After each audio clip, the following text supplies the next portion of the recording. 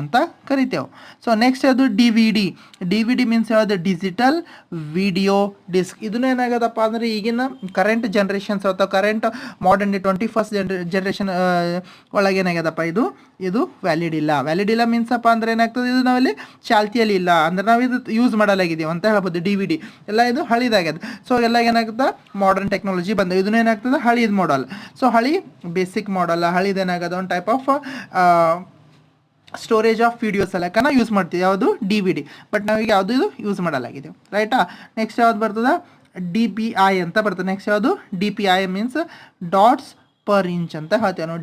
D P I full form ಏನು, dot per inch ಅಂತ ಹೇಳ್ತೀವಿ. So D P I full form dot per inch. So ಈ ವಿಡಿಯೋದಲ್ಲಿ ಏನಾಗ್ಯದ, ಇವತ್ತಿನ ವಿಡಿಯೋದಲ್ಲಿ ಇಷ್ಟೇ ನಾವೇನು ಮಾಡೋಣ, ಕಲಿತಿರುವಂಥದ್ದು ಯಾವುದು ಫುಲ್ ಫಾರ್ಮ್ಸ್ಗಳು. ಎದ್ರದ್ದು ಫುಲ್ ಫಾರ್ಮ್ಸ್ಗಳು, ಕಂಪ್ಯೂಟರ್ ಫುಲ್ ಫಾರ್ಮ್ಸ. ಈ ನೆಕ್ಸ್ಟ್ ವಿಡಿಯೋ